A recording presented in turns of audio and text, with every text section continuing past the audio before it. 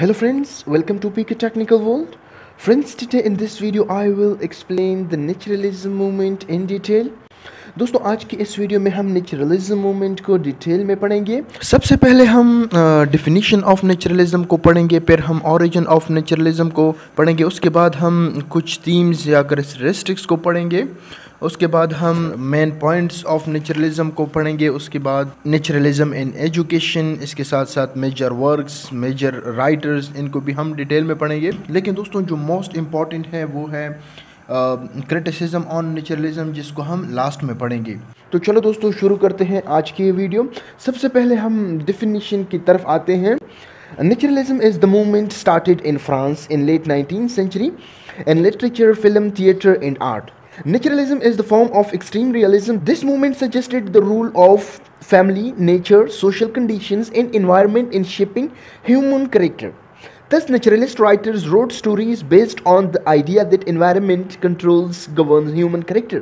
तो दोस्तों कहते हैं कि नेचुरलिज्म मूवमेंट जो था ये फ्रांस में स्टार्ट हुआ था लेट 19th सेंचुरी में, तकरीबन 1865 से लेकर 1900 तक इसका टाइम पीरियड था। ये मूवमेंट जो था ये लिटरेचर में, फिल्म्स में, थिएटर में और आर्ट में स्टार्ट हुआ था। ठीक है, इसकी जो इन्फ्लुएंस थी वो लिटरेचर, फिल्म और थिएटर तक महदूद थी। ठीक है दोस्तों, हर मूवमेंट का, हर तहरीक की एक अपनी आइडियोलॉजी होती है, एक अपनी सोच होती है, एक अपना अंदाज होता है। बाज़ मूवमेंट्स के जो बानी होते हैं, जो वर्कर्स होते हैं, वो तलवार के ज़ोर पे तब्दीली लाना चाहते हैं। बाज़ जो मूवमेंट्स होते हैं वो कलम के थ्रू अपना जो आइडियोलॉजी होती है वो लोगों तक पहुंचाती है और रिवोल्यूशन लाने की कोशिश करते हैं। दोस्तों जैसा कि जंग आज़ादी की तहरीक जो चली थी अंग्रेज़ों के ख़िलाफ़, तो उन्होंने स्टिक उठाए थे, उन्होंने जंग की थी, उन्होंने अपनी जानों की, अपनी बच्चों की, अपनी माल की कुर्बानी दी थी, तब वो रिवोल्यूशन आई थी, तब वो तब्दीली आई थी। लेकिन दोस्तों ये जो मूवमेंट्स है ये लिटरेचर से रिलेटेड है, ये आर्ट से रिलेटेड है। इसमें कोई वायलेंस नहीं है, इसमें कोई स्ट्राइक्स नहीं है, इसमें कोई खून खराबा नहीं है। ये जो लोग हैं ये इंटेलेक्चुअल लोग हैं, इनका जो नज़रिया है, इनकी जो थॉट्स है, ये जो रिवोल्यूशन लाना चाहते हैं, ये कलम के ज़ोर पे लाना चाहते हैं, ये लिखाई के थ्रू, ये नावल्स के थ्रू, ये स्टोरीज़ के थ्रू अपना जो आइडियोलॉजी है वो लोगों तक पहुंचाते हैं और एक रिवोल्यूशन लाना चाहते हैं। आगे कहते हैं कि नेचुरलिज्म जो मूवमेंट है ये एक्सट्रीम फॉर्म है रियलिज्म का। नेचुरलिस्ट मूवमेंट के फॉलोअर्स साइंस पे बिलीफ रखते हैं। ये कहते हैं कि रियलिटी ये है जो हमें नज़र आती है, जो कि साइंस के थ्रू हम प्रूव कर सकते हैं। ये जो स्पिरिचुअलिटी है इसकी कोई हकीकत नहीं है। नेचुरलिस्ट राइटर्स कहते हैं कि एक इंसान की कैरेक्टर बिल्डिंग में, उसकी सोशलाइजेशन में फैमिली, सोसाइटी, नेचर ये अपना किरदार अदा करती हैं।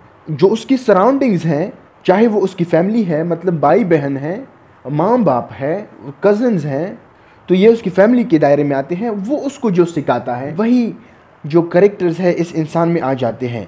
और इसके अलावा जो सोसाइटी है, उसके गांव वाले हैं, जो उसकी मतलब सोसाइटी में लोग रहते हैं, जो उसके फ्रेंड्स हैं, उसके क्लास फेलोज़ हैं, उसके टीचर्स हैं, ये उससे इन्फ्लुएंस होता है। उसकी जो कैरेक्टर बिल्डिंग्स होती है, चाहे वो अच्छा बनता है चाहे वो बुरा बनता है, उसमें उसकी फैमिली का पूरा किरदार है, उसकी सोसाइटी का पूरा किरदार है, बल्कि पूरे नेचर का उसमें किरदार है। ये था डिफिनीशन ऑफ नेचुरलिज्म मूवमेंट। तो दोस्तों आगे जाने से पहले आप लोगों से रिक्वेस्ट है कि आप लोग इस चैनल को सब्सक्राइब करें और वीडियो को लाइक और शेयर करना ना भूलें। अब आते हैं ओरिजिन ऑफ नेचुरलिज्म की तरफ।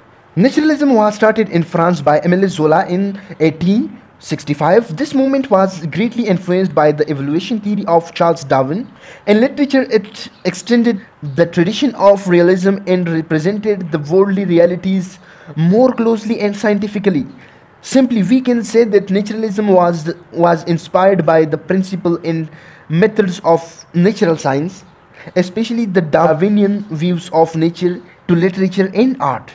दोस्तों अगर हम बात करते हैं ओरिजिन ऑफ नेचुरलिज्म की, तो ये मूवमेंट एमिले ज़ोला ने फ्रांस में 1965 में स्टार्ट किया था। ये मूवमेंट इन्फ्लुएंस हुआ था चार्ल्स डार्विन की जो थीरी थी, एवोल्यूशन थीरी। इसके अलावा इस मूवमेंट ने रियलिज्म मूवमेंट की जो दायरा-ए-कार था, जो फील्ड था, उसको एक्सटेंड किया, उसको एक्सपेंड किया, उसमें मज़ीद अमेंडमेंट की, उसमें मज़ीद एडिशन की।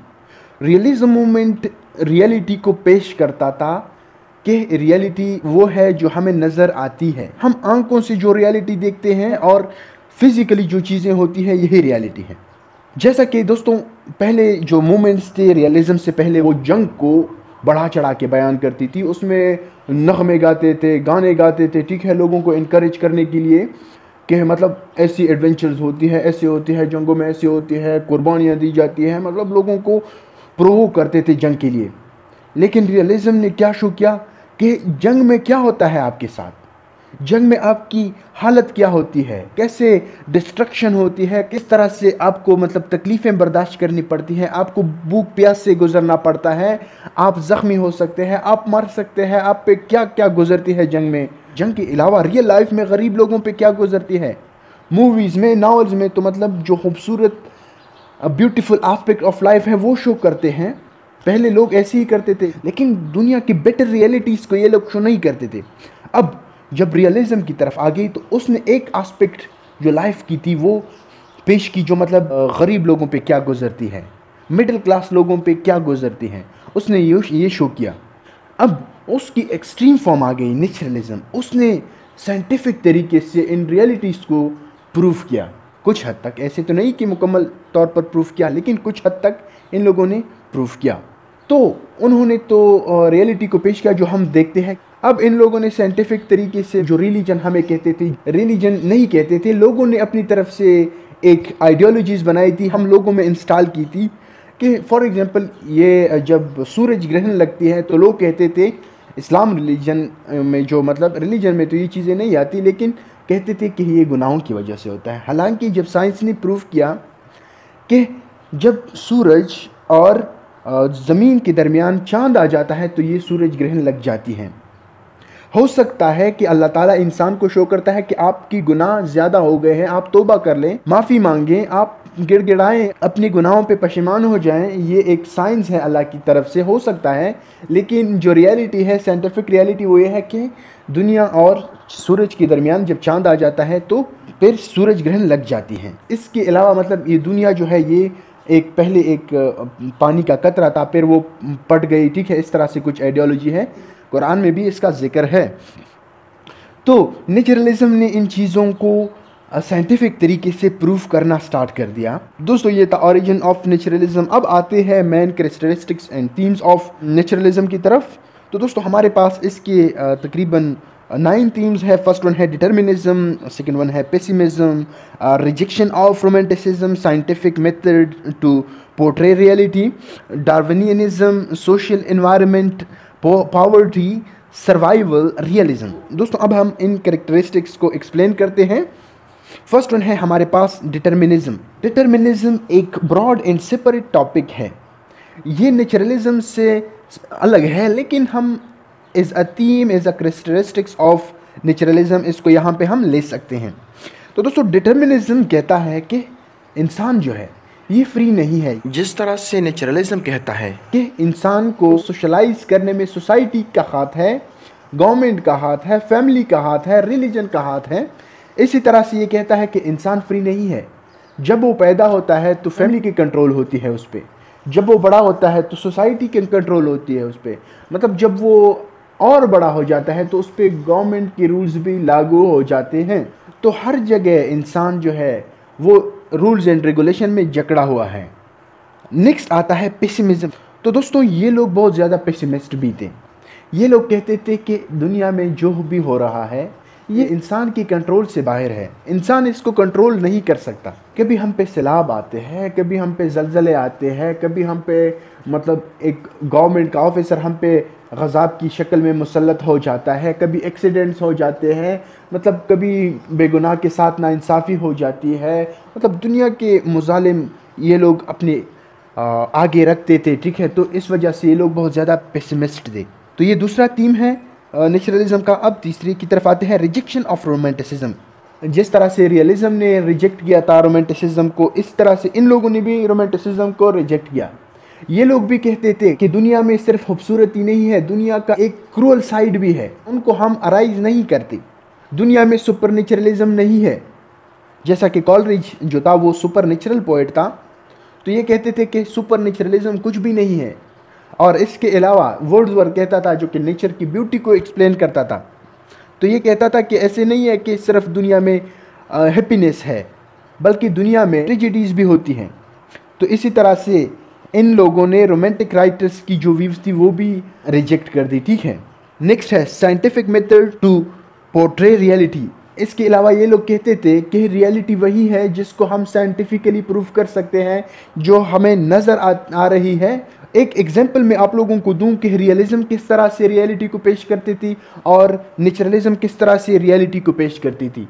दोस्तों, जैसा कि मैं यहाँ पे बैठा हुआ हूँ घर में या घर की छत पे बैठा हुआ हूँ, तकरीबन 1000 किलोमीटर की बात करें या 1000 मीटर की बात करें, एक चीज़ रखी हुई है जिसका कलर है ब्लू, ठीक है। अगर मैं दूर से उसको देखूं, ठीक है, अपनी आंखों से, तो वो मुझे ब्लैक नज़र आएगा। तो रियलिस्ट राइटर कहते थे कि वो चीज़ जो रखी हुई है वो ब्लैक है, ठीक है, क्योंकि उसको आंखों से नज़र आ रही थी कि वो चीज़ ब्लैक है, ठीक है। लेकिन जब हमने साइंटिफिक तरीके से, मतलब एक दूरबीन के ज़रिए, एक टेलीस्कोप के ज़रिए हमने उसको देखा तो वो ब्लू था। तो ये साइंटिफिक तरीके से हमने रियलिटी को प्रूव किया।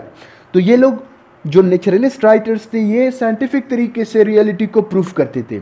अब आते हैं डार्विनिज्म की तरफ। जब डार्विन ने थ्योरी पेश की, थ्योरी ऑफ इवोल्यूशन, तो ये लोग साइंस की तरफ आ गए। नेक्स्ट है सोशल एनवायरनमेंट।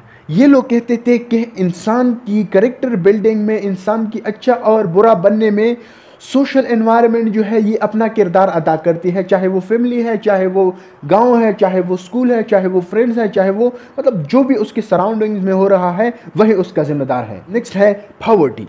तो दोस्तों, ये जो अपने वर्क्स लिखते थे, ये गरीब जो लो लेवल के लोग थे उनकी लाइफ्स को अराइज करते थे, उनकी प्रॉब्लम्स को अराइज करते थे, उनकी जो उनके साथ जो लाइफ में होता था वो अराइज करते थे, ठीक है। पहले जो राइटर्स थे वो हाई क्लास के लिए लिखते थे। वो हाई क्लास के जो लोग थे, अमीर तबका था, चाहे वो किंग्स थे, चाहे वो ड्यूक्स थे, या जो क्रिश्चियन राइटर्स थे, तो वो गॉड गॉडेसेस से रिलेटेड राइटिंग्स करते थे। उनके दरमियान जो वॉर्स, मतलब वो लोग कहते हैं कि हुई थी, तो उस पर ये लोग राइटिंग्स करते थे।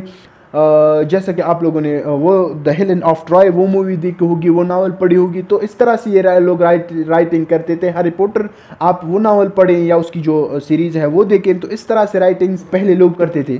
लेकिन जो नेचुरलिस्ट राइटर्स थे या रियलिस्ट राइटर्स थे, इन्होंने क्या किया कि रियलिटी को पेश किया कि गरीब लोगों के साथ क्या होता है, उनकी सोसाइटी में उनके साथ, मतलब गवर्नमेंट क्या करती है, उन पे रिलीजन ने क्या क्या असरात डाले हुए हैं। उन्होंने गरीब लोगों की प्रॉब्लम्स को अराइज किया, ठीक है।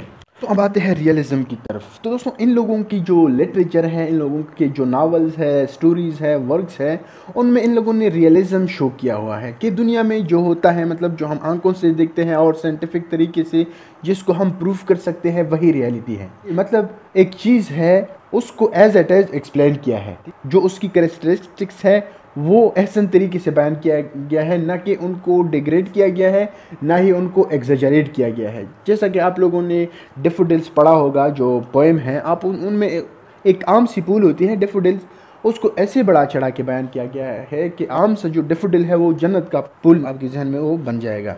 इसी तरह से जो सुपरनेचुरल मूवीज़ है, सुपरनेचुरल नावल्स है, ठीक है, आप उनको देखें, जैसा कि ट्वाइलाइट है, तो उन चीज़ों को बहुत ज़्यादा एग्जेजरेशन उन चीज़ों की गई है, ठीक है। लेकिन ऐसा नहीं है। जो चीज़ें हमें नज़र नहीं आती, जैसा कि गॉड गॉडेसेस है और ये जिन्नात विनात है, इन लोगों की वर्क्स में ये चीज़ें नहीं हैं, बल्कि इन लोगों की जो वर्क्स में है वो रियल ह्यूमन है। उसका जो कैरेक्टर है, मेन कैरेक्टर है, वो रियल ह्यूमन है, और उसके साथ जो लाइफ में होता है, चाहे वो अच्छाई है चाहे वो बुराई है, तो वो इन लोगों ने एक्सप्लेन किए हैं। ये थी themes and characteristics of naturalism. तो दोस्तों, आज के लिए इतना ही काफ़ी है। जो टॉपिक्स रह गए इंशाल्लाह उनको हम नेक्स्ट वीडियो में एक्सप्लेन करेंगे।